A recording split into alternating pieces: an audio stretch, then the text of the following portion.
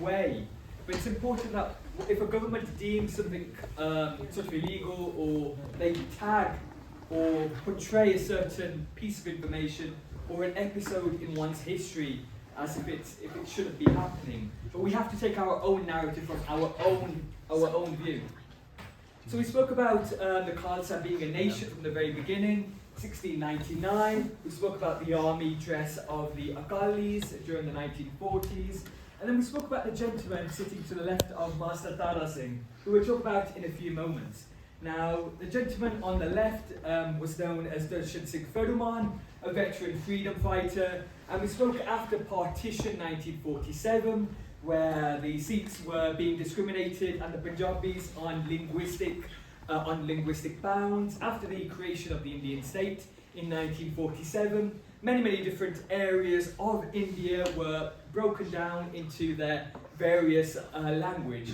So you would have sort of the Hindi belt and all of the sort of South Indian kind of dialects and languages. Unfortunately, Punjab wasn't broken down into a Punjabi-speaking state until 1969. And whatever the just demands that the Punjabis had, they were not taken on board by the Indians. Now, the gentleman here actually went on hunger strike, and after 74 days of his hunger strike, he actually passed away. And as he mentioned, when a Sikh offers an ardas, a humble plea before the Guru, he must fulfill it. And that's something that, if we look prior into our history, it kind of gives you the power of the ardas. Now, I was reading a recent novel called Cold Enough for Snow, which I definitely do recommend to everybody here. But they talk about actually recounting history, which we really need to do in order to work out our present and our future. And they mention that sometimes if a sad event happens in history, maybe when we're recounting it, it may be actually there for a reason. Now we're going to come down to 1947. So we've spoken about Master Tara Singh on the far right. Over to the left-hand side, we have a gentleman called Hardeep Singh Malik, who actually was an RAF pilot here in World War I. And was actually invited to the Shepherd's Bush Gurdwara in the early 90s. And he played a phenomenal role as a diplomat. If we look under him, you have a Sikh political leader by the name of Gyani Kartar Singh, who actually pressed for an independent Sikh state during the 1940s, which we'll talk about a bit later on. Now, we spoke about Maharaja Ranjit Singh and the Lahore Darbar, but we also need to remember that even in the modern day, perhaps not every Sikh group will sit and be a collective, perhaps sit on one table. And during the Sikh Empire, so you had the British coming up, but you had a few princely Sikh states, namely Patiala, Jind and Nabha, which you'll be able to find on the current map, and they had their own Maharaja. And the gentleman over here was the Maharaja of Patiala, which you'll be able to find on the Punjab map.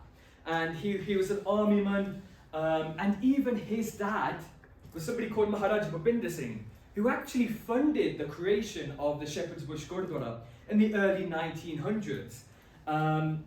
And now the idea we're coming back to, if we look at the farmers' movement, even if we look at Sidhu Moosewala and what he sang about, and even Deep Sidhu, where they're all talking about the past heroics of the Punjab as a nation state. And prior to partition, as I've mentioned, Gyani Kartar Singh had pushed for an independent Sikh state. Now, if we look at partition anyway, what happened? You had the Hindu population in one book, and you had the Muslim population in the second book. Now, during that particular time, Muhammad Ali Jinnah had actually met these four individuals, and they had a meeting. And Muhammad Ali Jinnah actually asked, "What do you want? What do you want? What does the Sikh community want? I will give." But unfortunately, the Sikhs had decided that no, we will not be going to Pakistan, but we will work for either an independent Sikh state, or we will be joining, or we'll keep the Bharat, as we would call it, the collective, the whole area of the British Indian Empire. But unfortunately, and even at that particular injunction, Nehru had told the Sikh community in the 1920s that no constitution would be made unless we had the Sikhs backing. Or also they had spoken about how the Sikh community could live in freedom and they could have their own sector in the modern day India, where they could live as free people and live an autonomous kind of life, which later on, as we'll notice, would have been retracted and no longer possible.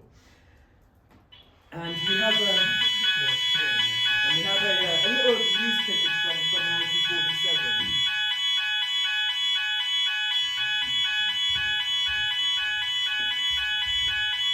Give it a moment.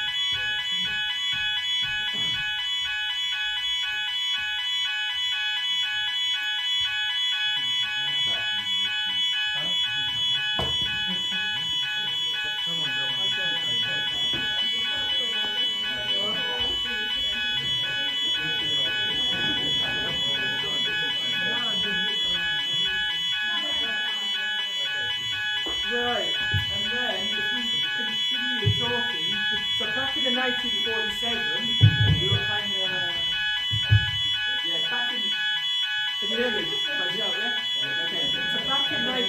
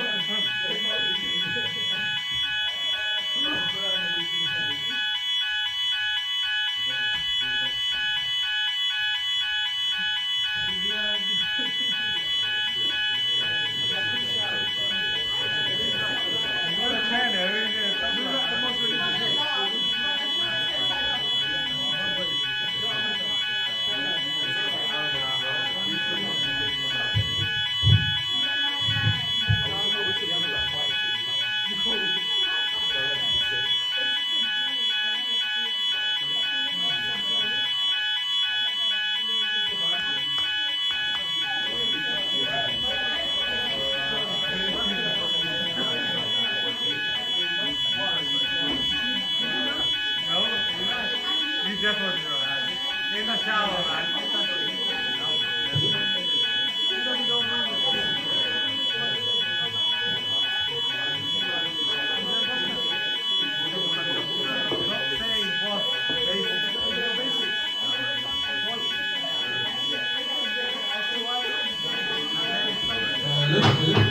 Okay, back in business. Right, okay.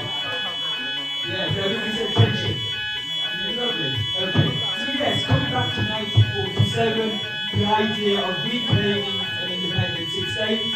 And even if we look back during the 1849 period, after Maharaja Deceit. Now, as I mentioned very early on, where the Sikhs had an Anglo-Sikh war battle against the British Indian Empire. And if we compare the two kind of scenarios, we were looking to reclaim what we perhaps had previously, which was a land where we could express our religious kind of observance and live a life deemed appropriate for the community. And then even if we look after 1947, if we look at what happened in 1984 and sort of the guerrilla movement which occurred in the late 1980s, and we have a gentleman by the name of Baba Gurbajan Singh Manojal, who actually headed a guerrilla faction of sort of the collective. And even if we look prior to Maharaja Ranjit Singh, what we actually had were many different guerrilla groupings.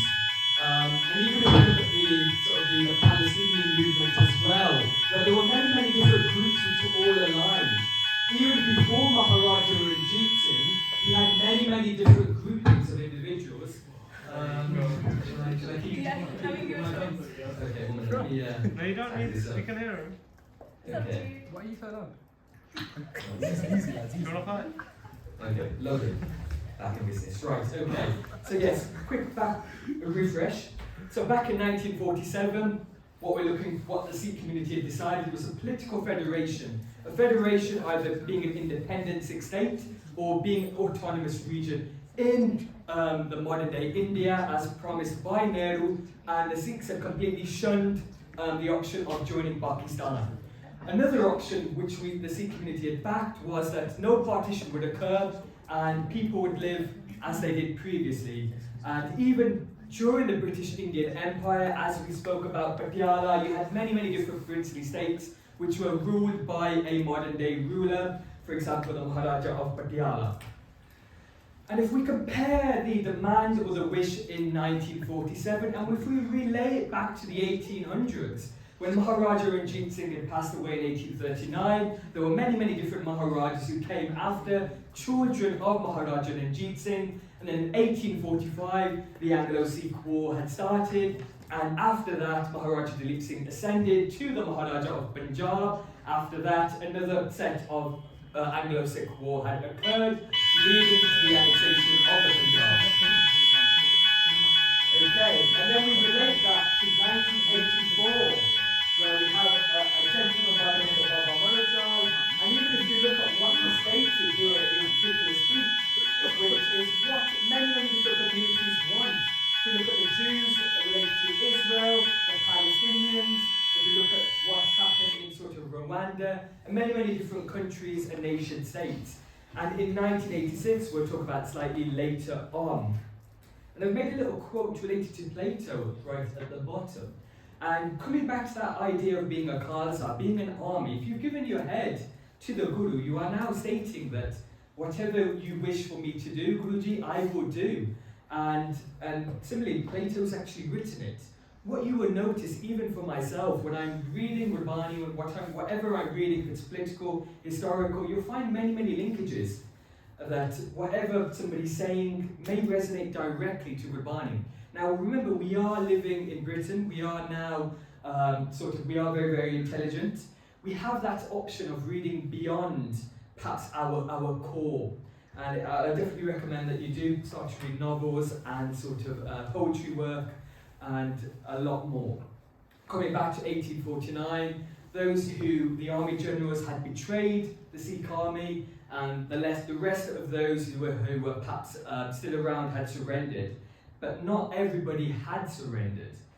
Now, just a little quote from the Sikh Review from April 1976, and they talk about Maharaja Ranjit Singh's period, where perhaps we may have gone away from what the Guru had taught, perhaps had started to live a life of sort of mass fortune, inheritance, and being very, very wealthy. But we have to remember, what did it take to get to that particular point? Now, we talk about the Jewish Holocaust, and even if we relate that to contemporary Sikh history, 1984, and we will be talking a bit about that and what occurred in November anyway.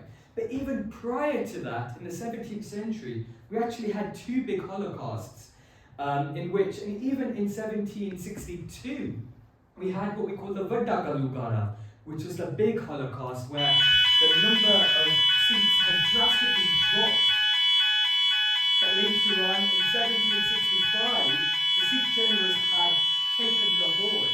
So you've got to look, whenever something happens even in our own life, we have to, if it's something bad, we have to rebound and take advantage and get us back onto the way we need to be. 1762, the population of the Sikh community dropped. 1765, we take Lahore. Now, we spoke about in 1849, where the Battle of Gujarat and the conscience and many people had surrendered, but not everybody did. And here we have a group who many may know called the Namdaris, which during that particular time, as I've mentioned, perhaps the identity and that linkage to Gurbani and to Sikhi had perhaps stopped and dropped. And there was a need for reformation, that people now needed to be brought back into the fold via education. And we do have a few quotes here, and we also hear the name of Bhai Maharaj Singh, who actually was a rebel and actually went down to Singapore. He was incarcerated and was sort of sent there, as many revolutionaries were. Now, the British were very, very scared of the revolution. Now, as we've spoken about before, a Sikh is a very, very brave individual. Even if we look at what we talked about at the very beginning, when the train was coming and individuals decided to put themselves under the train, not worrying about their body, but ensuring that their ideals were kind of taken on board and everybody was given sort of langar. And even during that particular time, many, many revolutionaries came and they tried to re-orchestrate the beginning of a resurgence, that we are sovereign people and a sovereign people must have a nation state. And even if we look over to here, many of those believers were actually became a martyr, as you can see in that particular photograph. And even they were actually watched for 15 years after, and only until 1922 were they no longer watched by the British. Okay, and even if we look on the far right, a few more revolutionaries as well. Now coming back to Bhai Maharaj Singh, so we spoke that he was sent to Singapore. Now you can actually find a few artifacts of his at the British Library, which is kept. Now even many of you would have heard about A Little History of the Sikhs and Rav Singh, who kind of tour central London and will give you information regarding past glory and artifacts. And similarly, Bhai Maharaj Singh, the general of Ranjit Singh's army, who did not surrender in 1849, he continued going. His artifacts are kept by the British Library. But just kind of looking at the quote over to here on the far left-hand side, where he mentioned to Sikh individuals that if you surrender now, your future generations will not accept your command or your decision here, and they will repent, as we perhaps see later on. But even looking at what Professor J.S. Gunwal has mentioned, when a British individual came to him in Singapore, and he basically just stood against a wall and just continued sort of reading Gurbani, and you can kind of look at how that spiritual power and what he possessed, which allowed him to live in confinement for so long. And if you relate that to the modern day. Now, talking a bit about Maharaja Dalip Singh, who many will probably know about and how he made the voyage to Britain. Now, we spoke about how the British knew that where the Sikh community got its power from, the Gurdwara, the institution of education, that was kind of the target. Now, the British had actually orchestrated sort of a translation of Guru Granth Sahib, which was done by a gentleman called Max McAuliffe, who actually lived near Shepherd's Bush on, I can't remember the actual road name, Sinclair Gardens 14, which I checked out 2 weeks ago. And during that particular time, the British had got to know enough information about who the Sikh people are, where do they get their power, and even we marked sort of remembrance parade on the week, on Sunday, last Sunday. And they understood that the power they get is from the Gurbani. And even if you look at many old photographs of World War individuals, they would have Guru Granth Sahib Ji leading the parade of soldiers, and they would print many small Gurkhe. And even if you look at the Defence Sikh Network, who have now kind of published a sort of a Gurkha which has Sikh hymns written in, which are waterproof. And many of you may have seen that BBC article recently. And 1852, if we look at Christian missionaries, even if we look at South India, and if you come across a few individuals, many will be Christian. And when the British Indian Empire came, they came to perhaps try and emancipate the people and to bring them back into the light which they deemed appropriate. And a lot of missionary work actually happened. Now, Maharaja Dalip Singh, as we know, was converted to Christianity. He had Christian sort of teachers, and later on, after meeting his mom, Maharani Jindal, a wife of Maharaja Ranjit Singh, he came back into the Sikh fold.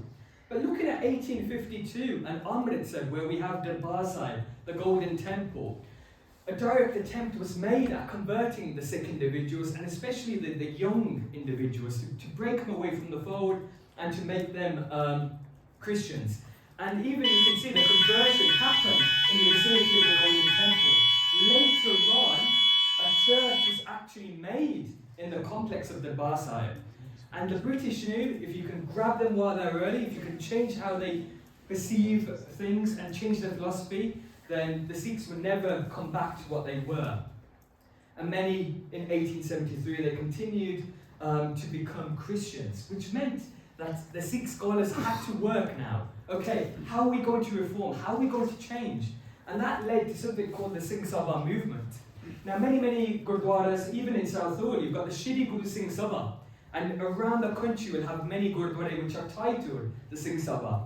And during that particular movement, it was to bring people back intellectually to kind of explain what does Gurbani say and how should a Sikh live his life. Now, just to take a break from that, I kind of wanted to share a little bit from a book called Wicked Women of the Raj. Now, we spoke about the Patiala kings and we spoke about Maharaja Dalip Singh, who actually married a lady called Bamba. And you can see the photo of obviously Dalip Singh, Sophia Dalip Singh, who was the daughter of Maharaja Dalip Singh and Bamba.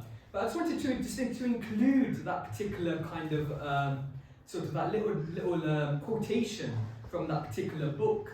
And it talks about how Dalip Singh had met Bamba and how they were married, just to give a lighter tone to the lecture. Now, coming back to Ranjit Singh's period, now I like to show a bit of my own research and history which perhaps you would not have known of before. Now, Maharaja Ranjit Singh was a visionary, an intellect, and he understood that, okay, if we're going to battle the British at some point, we need to make sure that we have that we need to reform our army. So we spoke about the Reformation related to education, which occurred in the late 18th century, early 19th century, to show the Sikhs who they were and what they were. But even if you look at the generals in Maharaja Ranjit Singh's army, he knew he had to, if he was going to battle the British, or even the Afghans at that particular point, which they did under Sardar Hari Singh Nalwa, which you can definitely hear about in the song Sidhu Musalwala had sung earlier on. But he actually had links to France, and that was by the name of a general called General Allard, who actually fought for Napoleon.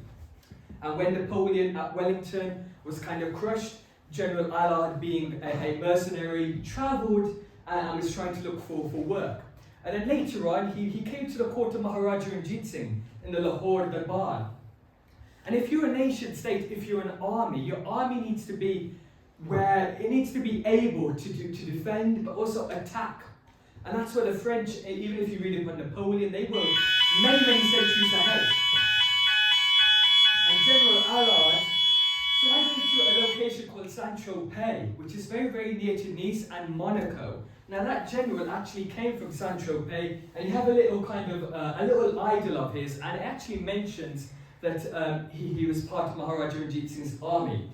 And then you can kind of see that diplomacy between the Sikh Empire and the French, but he also had an Italian kind of soldier as well, and even sort of one British general who later joined, and there's a book called The Tartan Turban, which kind of speaks about him as well. And just a few quotations related to General Allard, and how Maharaja Ranjit Singh had allowed him to return back to France and educate his children. Now in Saint-Tropez, you'll actually be able to find a lot of history relating to that particular general, as we can read here. Now coming back down to the Khalsa British Isles, the central Gurdwara, so we spoke about Maharaja Bhinder Singh of Patiala, who had kind of funded sort of the institution there. So we talked about the Reformation movement which was occurring in the Punjab, but what we had were Sikh individuals who were coming to Britain to study. Now the gentleman over we have here is a gentleman called Sandeja Singh, who actually studied in Cambridge, perhaps one of the first ever the only turban Sikh gentleman at that particular time. He was actually president of the Gurdwara. And obviously yesterday I actually visited 79 Sinclair Road, Shepherd's Bush, where the first Gurdwara actually was situated, not far from here at all, down the central line. So we've got to look that, yes, our family roots are from the Punjab, but we have a lot of history here, as demonstrated. Now, just over to here, we talk about the federation, the Sikh Students' Federation, which came about during the 19th century as well. And it's an idea of Sikh nationalism, that we are a nation, we have an identity, and perhaps in the modern day sense, we are struggling for a nation state as deemed appropriate to our identity and our philosophy. Now, coming back to Guru Tegh Bahadur Ji now, just a bit of quotation relating how he lived his life. Now, Guru Tegh Bahadur Ji, Guru number 9, was actually the son of Guru Har Gobind, who was Guru number 6. And if we look at kind of the early days of Guru Tegh Bahadur Ji, and we speak about how he oversaw Guru Har Gobind receiving horses and weaponry. And even if we look at Guru Ram Das Ji, who actually created the modern city of Amritsar, which in effect was a state in a state. Now if we look at Monaco, if we look at the Vatican, Amritsar was pretty much exactly running like a state in a state, de facto state, where you would have a market town, you would have whatever an individual would need.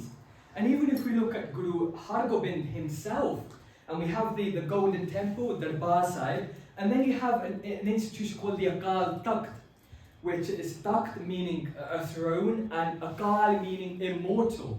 And interestingly, the Akal Takht actually faces the Delhi Darbar, so kind of the Delhi Parliament. And it's coming back down to that nationalism in its modern sense, where we have that identity, and perhaps now we are struggling to get that again. Now, coming back down to 1984, so Guru Tegh Bahadur Ji was actually martyred, he was shaheed in Delhi, and the Mughal oppressors at that particular time had wanted all to convert to Islam. And some Hindu Pandits had come to Guru Tegh Bahadur Ji and said, here's what's happening, we need a strong leader to come and to defend us. And later on, many attempts by the Mughal emperor for Guru Tegh Bahadur to convert. He did not, and later they beheaded Guruji. Now that happened in Delhi, and we can see a little building here, which is Gurdwara Seesganj, which is where Guru Sahib was actually beheaded. And that's actually on fire in 1984. And even October 31st, 1984, when Indira Gandhi was assassinated by her 2 Sikh bodyguards, which was in effect giving justice for what happened in June 1984, when the attack on the Golden Temple and the unleashing of what they call the Operation Woodrose, which Judge Pettigrew writes that it was an attack on the heart of the Sikh community. And they also understood that if you want to attack an individual, you attack them at their heart, you attack where they get their information, their knowledge, and where they get that physical and mental sustenance, which would have been the Gurdwara yet again, as we've seen from the British, from the conversions, the missionaries, to the church being formed in the Golden Temple complex. And even if you look on the 31st of October, where actually the first Gurdwara near to where Mrs. Indira Gandhi had passed away was actually burnt down.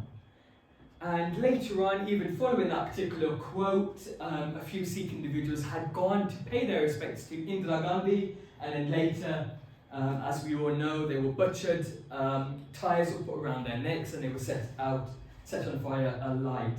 And that was 1984, not very, very long ago. And as Lieutenant Colonel Pratap Singh, an Indian retired officer who later became president of a party called the Khalsa Raj Party, Khalsa Raj Party meaning Khalsa, the army, and the Raj being the power. And basically mentioned that you cannot be a passive onlooker for what's happening. Now, just another quotation from the Kurdish point of view, and to speak about the after effect of 1984. So even if you look at the Kurds and what happened to them related to genocide, they had come to a point that now we need to strive for independence and freedom.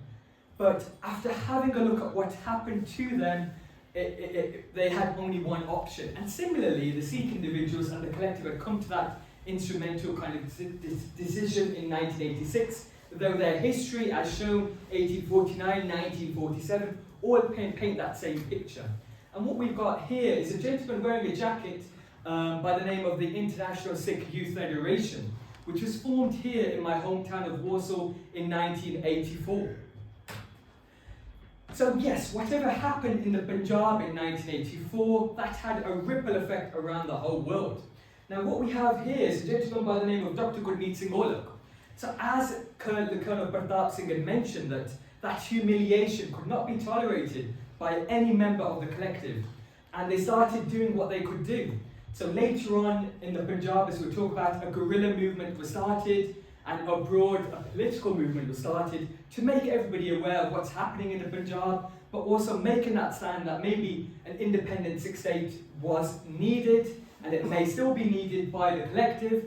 But this particular individual played a very, very large role in the American Parliament and the US Congress, and actually had many, many individuals who were perhaps backing and understanding that there were human rights violations in the Punjab. The Sikh Nation have established their goal, and many had actually come to him, and they worked very, very hard until he passed away a few years back.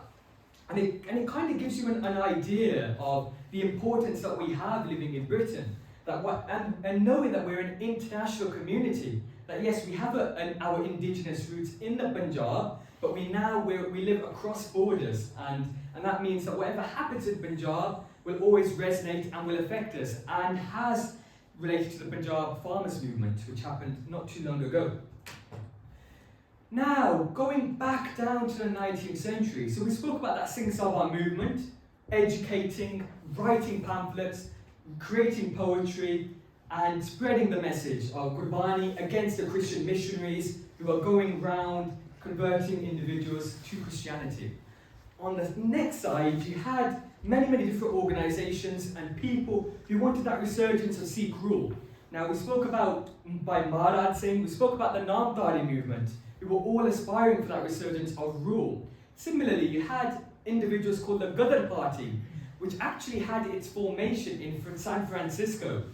And it was an overseas kind of organisation which kind of wanted to spew rebellion amongst the people, the downtrodden, back in the Punjab, and to tell them that you were an independent people, and that's what you should aspire for. Why are you living under oppression and occupation?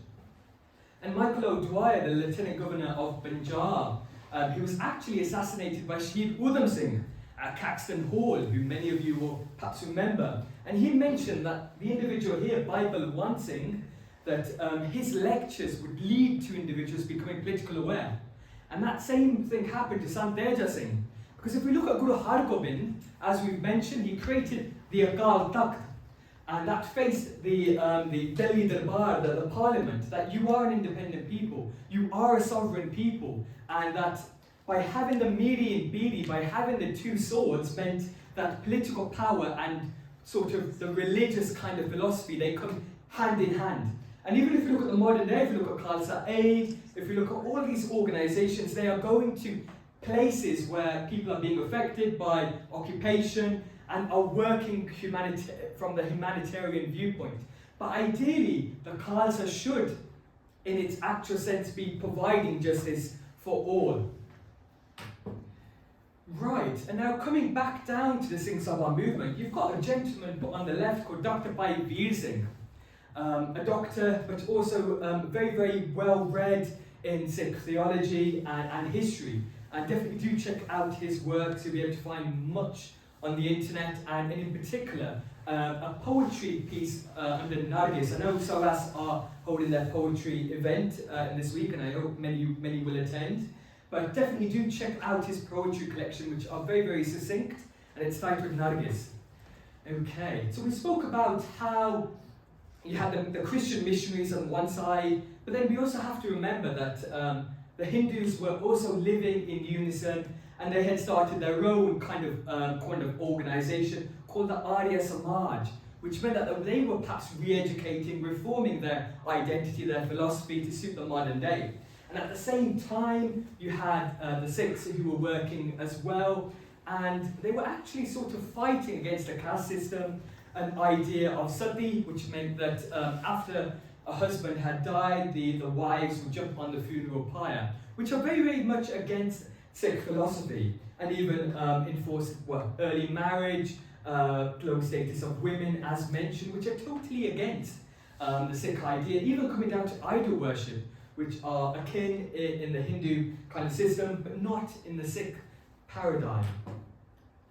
Now, coming back down to here, we actually have a photograph of General Hari Singh Nalwa. And coming back down to it, it's actually a comic which is quite widespread in India. But it's actually just reading Gurbani. And that's where he had that power.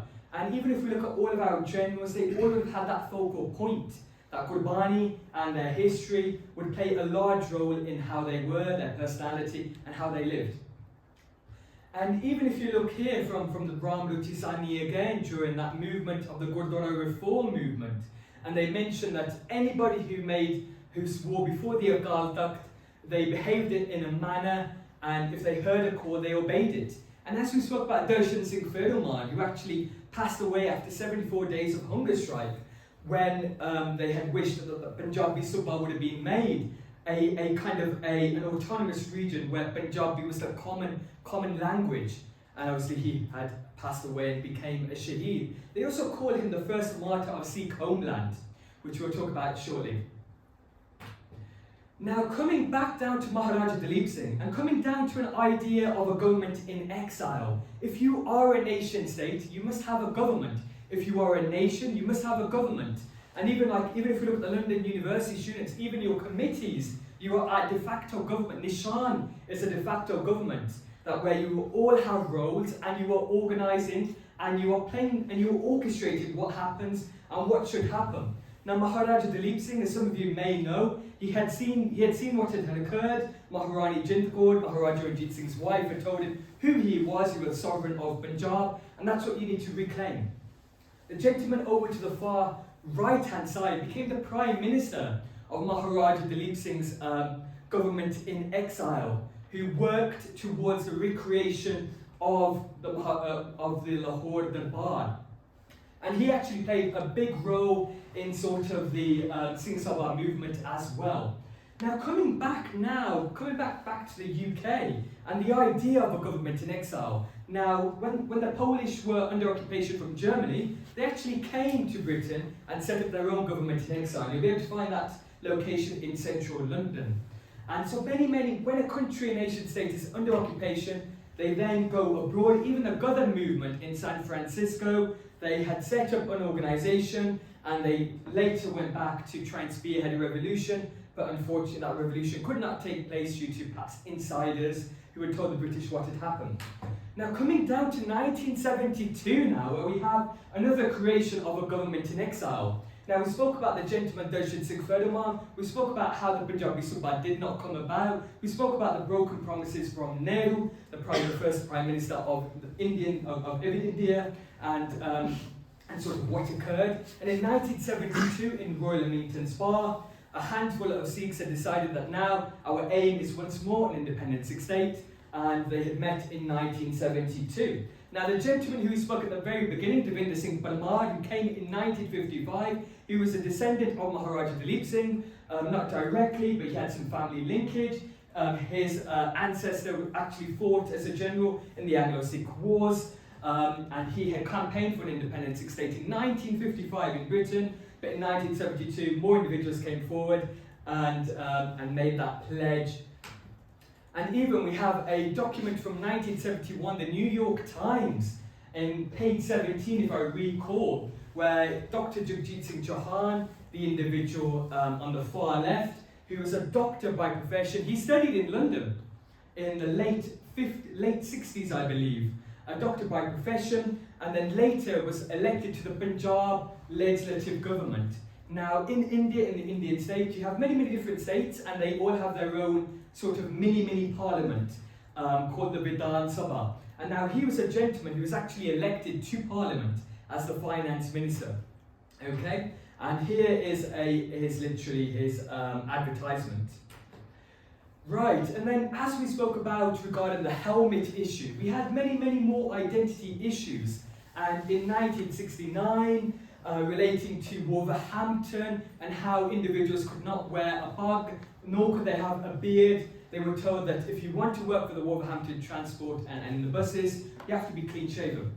And that's led to a big issue amongst the Sikhs here. And as we spoke about the Akal Takht, the Akalis, and then we had an organisation called the Akali Dal, which was previously the premier Sikh political party, which Master Tara Singh had belonged to, and Gyani Kartar Singh, who we spoke about a bit earlier on. And then it came back, during that particular point, you had the Punjabi Subha movement, where we spoke about the linguistic change that Punjab should be all the Punjabi-speaking areas. But unfortunately, what the Punjabis had wanted did not materialise. And unfortunately, Sohan Singh Jolly, the Akali Dal president in the United Kingdom, actually decided that I'm going to go, I'm going to put myself on fire unless you change your mind relating to the Wolverhampton company and the transport. Now, many of you would have attended the Jagtar Singh Johar or would know that he's been incarcerated for 5 years for perhaps running a blog spot related to the guerrilla movements and the martyrs of the 1980 period. But in 1972, a gentleman by the name of Gyani Bakshi Singh, He was actually a post office worker in Birmingham, went back to the Punjab in 1972 and was incarcerated for a whole year. So we're talking about a political prisoner here who had voiced an opinion that the Sikhs should have their independent state. He was kept behind bars for a whole year until the British government had perhaps intervened and which allowed him to come back home. And here's a photograph of the gentleman in Dudley Town Hall, which is in Sandwell in the West Midlands. And he was given a new bug, a new disard on that particular occasion. Now coming back down to the Ranjit Singh period again, now we spoke about the Maharaja of Patiala, we spoke about Maharaja Ranjit Singh. Now as we've mentioned, there were many different states, and in one of those particular states, Maharaja Ranjit Singh had an uncle called Raja Bhag Singh. But when in 1809, when the British were doing treaties alongside Patiala and Nabajin, who were all Sikh individuals but had their own state, they did not wish to join Maharaja Ranjit Singh, and they remained sort of a protectorate of the British. So when Maharaja Ranjit Singh had passed away and the Sikh Empire was taken away by the British, these particular individuals continued, and they had their state, as we mentioned, Maharaja Gobind Singh, who founded the Central Gurdwara, and Maharaja Yadavindra Singh of Patiala later on. Now, when Raja Bhag Singh had passed away, Sangat Singh, his grandson, had come onto the field, again related to Maharaja Ranjit Singh, and he went to go meet him, but the British did not like it. And as we can read from Sohan Singh Seetal, the British were not happy, and they did not want their princes, despite being Sikh and despite him being related to Ranjit Singh, from meeting him. Which should give you an idea of how powerful and how diplomatic the British were. Like, they knew who we were, they were keeping a very keen eye. And perhaps they are keeping a very keen eye on the Sikh youth and sort of individuals now again in the modern day. Okay, now I know we are a bit pressed for time, so I'm going to go a bit quicker. But coming back down to 1984, so we spoke about the individual who made that sort of the declaration in the New York Times about an independent Sikh state. And 1984, that photograph again is from the College of Britishers in Shepherd's Bush. And you can see many individuals here. And basically that was a solidarity meeting where sort of a grouping from the Afghans that had attended, Kashmiris had attended, individuals from Nagaland, another area who were seeking independence from the Indian nation, and they started to plan ahead. And here's just a little video of, okay, I don't know if sound's going to work, so I think we'll skip it, but basically the president, so in 1984, we spoke about a government in exile. We spoke about Maharaja Dalip Singh and how they created a de facto government in exile. Then later on, 1972, Royal Lamented Spa. And then 1984 at Havelock Road Gurdwara, Singh Sabha, where they created another government in exile. And the gentleman here, the doctor who studied in London, became the president and lived here later on in exile for about 21 years. And they actually had an embassy on 12 Talbot Road, which is near Shepherd's Bush, and actually in Bayswater, where they had, they weren't allowed to fly a flag of the Sikhs, but they had, it was called Khalistan House, and it acted as a de facto embassy. Okay, and here we have a map from the 1960s written by a gentleman called Devinder Singh Parmar, perhaps the first map relating to the Sikh homeland and how it could look. Over to the right hand side, you've got the doctor again, the president of the government in exile, and on the far left you have a gentleman called Babbar Gurmeet Singh, who was the prime minister of that particular government in exile. And so yes, a proper government was sort of orchestrated and made, because the Sikh community felt that they now need to press for an independent Sikh state once more, that the Indian government have unfortunately not followed the promises which Nehru had made. They have discriminated against the Sikh community and the Punjabis during the Punjabi Subha movement, by taking away Chandigarh. Chandigarh now is still a union territory. And even if you look at the Punjab waters and how they are being directed outside of Punjab. So a lot of discrimination was occurring against Punjab. And unfortunately, because the Sikhs were a minority, 2% of the Indian nation population, they weren't deemed sort of important by the government. Now, any government will want to seek votes from the people. Now, if you're a very, very small minority, they can ignore you. But they have to remember that the Hindu vote, they are a majority. It's more important to get them on board, and that's exactly how sort of the government had operated. Now, one country, one nation state, Ecuador, who actually played in the World Cup yesterday, they had perhaps extended their open hand to the Sikhs and the government in exile. The gentleman over here, another doctor, and a former ex-president of the Republic of Ecuador, actually came here in Britain and met the Sikh leaders, and once more going to Southall, Shepherd's Bush, and even down to Birmingham.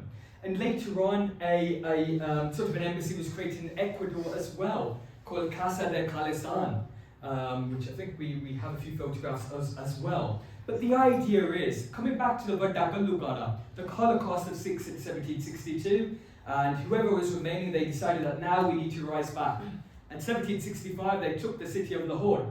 Similarly, 1984 happened, and people and individuals had started to move forward and decided that yes, we need to now go for what we need to go, and let's get there. And coming back down to that second kind of status of the community and how they were discriminated against as well. And then we hear of a gentleman called Sanjay Singh, who is perhaps wide well known. Even if you look at the sort of British newspapers of the time, much was read and said about the individual. And in effect, he was politically assassinated, and even his character was assassinated, where he was called the Ayatollah Khomeini of India. And Ayatollah Khomeini, who we know led the Iranian Revolution and later became sort of the head of state. And it comes back down to, okay, what is the role of the Sikh? Even if you look at Guru Har Gobind, Guru Tegh Bahadur Ji, it's kind of that cycle which continues, that personality, where you've had Hari Singh Nalwa, you've had Ranjit Singh, you've had Sanjay Singh, you have all of these individuals, and they all are seeking perhaps the correct paradigm and the correct philosophy and how to live one's life. Okay, now just to speak a bit more relating to Sanjay Singh, now just over to the left here. So as I've mentioned, a government, what does a government do? So what they did in Bayswater here, they printed passports and printed currency. And you can just see the $50 and the $100 note here, which were perhaps more of a political gimmick, but they gave that idea that yes, we are an independent state, well, we are an independent nation, and that's perhaps our desire now anyway. And coming back down, even if you look at the Scottish and the Sinn Féin, and what they were to the IRA, and even if you look at the Palestinians, where you had the PLO, and perhaps you had the guerrilla groups such as Hamas and what have you. But just to give you an idea of the character of Sanjay Singh as well.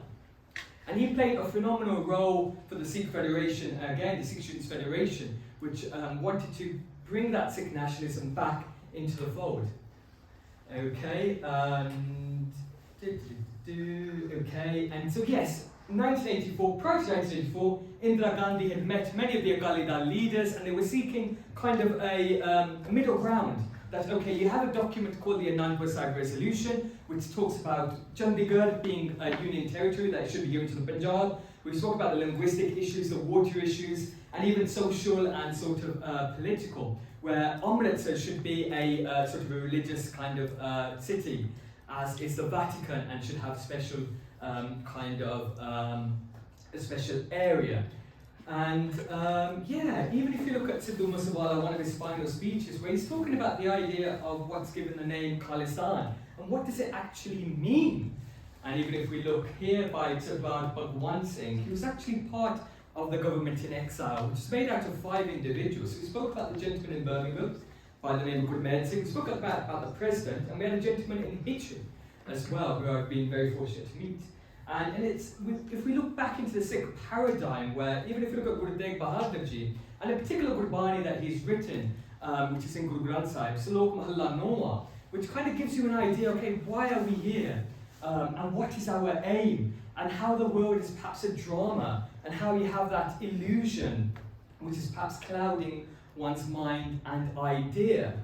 And as he mentions, for the fear of the drama that is the world, only when there is clarity will the mind come away. And that comes back down to education, which is what Singh Sabha and many individuals have put time and effort into.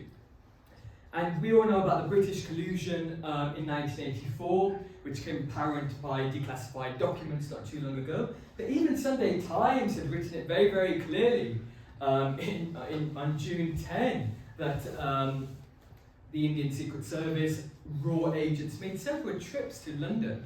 And that's common, sort of and even the Sikhs here had known. But even the Soviet Union were involved, and the KGB. And the Sikhs in 1984 actually demonstrated outside the KGB, well, the Soviet Union embassy before the collapse of the Soviet Union. So you've got to remember that whatever is happening here will have a knock-on effect elsewhere. If you look at the farmers' movement, that had an effect back in India, but it had an effect worldwide. So we need to remember that our footsteps are quite loud, and they can have that effect, and such is our power if we sit and speak and discuss. And here is a photograph of the president as well, and here is a little quotation from 1982, just kind of reiterating what I've kind of spoken about regarding the discrimination, and speaking about the history as well related to identity, existence, and how we are to live, and that we have been rebels, but we can never be a slave. Okay? And come 1986, a declaration of independence was made in the Golden Temple at the Akal Takht, being the political fortress, the parliament of the Sikhs per se. And they had the collective had made a decision under what they call the Sarbat Khalsa, which basically means a congregation of the collective, which is something which you'll find a lot in Sikh history. Whenever an issue came, prior to Maharaja Ranjit Singh, if an issue was kind of coming about, everybody would meet collectively like we're doing right now, and an answer would be made and a plan would be created. Perhaps now we are not uniting very well, and that's why we are perhaps not getting far. Okay, and yes, even Gandhi Singh. So even in India, at the time of Indira Gandhi being the Prime Minister, we actually had a Sikh individual who was actually the President by the name of Gandhi Singh, who perhaps had played a very, very quiet role. Perhaps he wasn't informed, but he didn't perhaps live up to how one would expect. Okay, and then we've spoken about sort of what happened in October 31st. Okay, and just one more photograph of the father of Janer Singh, son Janer Singh Ji, and even the head of the Akal Takht, kind of the leader, de facto leader of the Sikh community. Now he was actually later taken by police and actually killed in an extrajudicial kind of in custody. And that's where the human rights violations come in, where those who were deemed revolutionary, as was the case by Maharaj Singh, by Ram Singh, the Namdharis, that we need to deport them elsewhere. And the British and the Indians knew that people are volatile, and that if they're allowed to preach, then the whole collective will become a revolutionary, as has happened throughout Sikh history, and he was actually killed martyred in police custody. And post-1984, many hundreds of thousands of young Sikhs were picked up by the Indian army, the Indian police, and killed. And even at the current day, parents are still wondering where are our children. So gross human rights violations were occurring.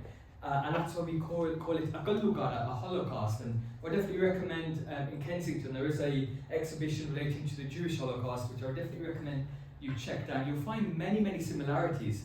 Even for the Jews, they would the Nazis would cut their beard, and they would cut their hair. Well, primarily their beard, and similarly, even for the Sikhs in 1984, in October 1984, they attacked the identity, where they would cut their beards, cut their hair, and as we all know. So coming towards the end now, so yes, I mean, we are a new generation of sort of individuals. Now, what I've kind of shown to you today is a very quick narrative, just trying to connect dots, as I mentioned at the very beginning. So I mean, I do tend to read quite a bit of novels and poetry, but just to show you that cycle, which is continuing. Now, a gentleman by the name of Ratan Singh Bungu, he writes that a Sikh is either a rebel or a king, Bagi ja Badshah. And if we look at perhaps in the modern sense, where are we? And even in the Punjab, there is now a bit of a resurgence by a gentleman by the name of Amritpal Singh, who some of you may have heard of, who's perhaps leading sort of a revolution and bringing people back into the fold and to tell them that yes, you need to become a Khalsa, you need to become initiated by taking Amrit and by living the life of a saint soldier. Okay? Now, in terms of the movement for an independent Sikh state, by about the 1990s, the early 1990s, the police and the Indian army had used brute tactics by just pretty much annihilating a whole generation. And similarly, in terms of in the political limelight, the gentleman Dr. Orluk, the gentleman Dr. Jagjit Singh, who led the government in exile, had worked politically, but unfortunately it came to kind of an area where if there isn't a movement back home, then it's very, very difficult to put your way forward. But you also need to remember that if a people aren't powerful enough to pick themselves up, nobody else will come and give a hand. Now, coming back to Ecuador, an embassy was made in Ecuador as well in 1985, and that led up to 1987. But we have to remember that the Indian state is a very, very powerful figure now in the modern world, especially post-Brexit, and they hold a lot of power around the whole world politically. And in 1987, Ecuador was a very, very poor country. India had a lot of finances, and they managed to sort of bring an end to that. Now, just a quote from a book called The Freedom to be Free. And the purpose of politics was to guarantee security, which in turn made freedom possible as something non-political. And that's coming back to the Sikh Gurus, where Guru Har Gobind had made the Akal Takht, the sort of the parliament of the collective, and by donning two different swords, and by saying that religion and politics are inseparable for a Sikh. And then it comes back down to Gurbani and the Guru. And even if you look at the literal translation of Guru, sort of enlightened teacher, and he is your protector. Okay? And just a quote from Machiavelli as well, related to foundations. And if those foundations aren't made, then how are you going to build? And that comes back down to even related to your university degree. If you don't study, you haven't got a foundation, you're not going to pass an exam. But coming back now, just from another book called The Sacred Writings of the Sikhs, and it talks about how important the Guru is and how important it is to become enlightened and to understand your value and the reason why you are here. Now I'm going to bring it to an end today. Definitely it's a lot to take in. I know we do have a restaurant booked as well, and I hope those who have booked on will be attending. But it comes back down to now, what is our value? What do we do? Now, so I've given you a very, very brief glimpse at Sikh history from the Guru period. So we've gone over many, many different chapters of Sikh history. Now, I'm hoping that what you can take away from today's lecture is that life is kind of a cycle, where you will be young and there will come a time where life will go very, very quickly. You'll be working, then you'll be getting married, and what have you. But it's very, very important to understand why are we actually here. And that idea of illusion, where that illusion needs to be removed completely for you to see things for what they actually are. And as a sovereign people, and as we've seen in 1986, and as I've kind of shown you today, that the Sikh community is an independent nation. And 1986, a demand for a nation state was created, and now it's up to the collective to work out where they are going to go politically. Now, even if we look at our modern day, sort of our Sikh institutions, they perhaps need to be reformed. But how are they going to be reformed? It's by the next generation becoming literate, by becoming intellectuals, by working in your particular field, by taking an interest for beyond. Now, what we spoke about was back in the Punjab primarily, but now that we live in Britain, we perhaps have a large role that we need to bring the principles that we are taught as a collective, as a Sikh, and bring them to the forefront. And perhaps if a government is not working for the people, perhaps that government needs to change, and perhaps we need to create a de facto government, as Guru Ram Das Ji did by setting up Amritsar, as Guru Nanak Dev Ji did by setting up Kartarpur. So a lot needs to be pondered upon, but I cannot stress the importance of reading and analysing, evaluating. Now, I mean, I'm only 24, so we're pretty much, a lot of us will be in the same boat. Now, whatever I've done here, I mean, it takes a lot of practice, you know? But the question is, what's stopping you guys from doing what I'm doing? You know, we all have a unique opinion, a perspective, and that perspective needs to be glued together. And even during my time at Aston University, so we had actually formed a political Sikh body where we wanted to recreate that political consciousness that we have a bigger role to play in life. I'm not just here to be an optometrist, we have a lot more on our heads, and that's where collectively I know sort of the London universities are going to Central Gurdwara for Sangat and to discuss on ways forward, and that's very, very important. Now we have Hari Singh Nalwaz here, we have Maharani Jind Kaur's here, we have Baba Pradeep Singh's here, you know? And that's what we need to realise, that we are of that same heritage, and that's what's stopping us from becoming an individual like that. But I open up to questions. I am coming to Punjab restaurant, but in terms of, for me, you can follow me on Instagram. I do have a website too. I'm also on YouTube, so I do like to kind of record and keep my sort of my lectures on YouTube. But it's ideally to start a conversation. Now, ideally, I've kind of used history to kind of narrate what I've been saying. But I hope that there's something you can take away from today, and that's just simply that we're special people. Everybody is sovereign, regardless of your background, but we have a role to play in the wider world. But yes, I open up to questions if we've got time. If not, actually, I don't think we do, so we'll make a do. And I hope you find it interesting. I'm always available. If LSE find that I've done a good job today, I'm happy to come back. But as perhaps being a graduate and just being a few years older than you guys, it's simply that my generation needs to help you guys, so when you guys come to my position, it will be vice versa, and hopefully a lot more of you would step up and perhaps give back. And I'll end by saying bye, Kajika, Khalsa, thank you so much. Is everyone coming to my restaurant? Okay. Anyone not coming? Okay, cool. That's fine, then we have traffic numbers. If you just want to get your stuff and your stuff taken over there, and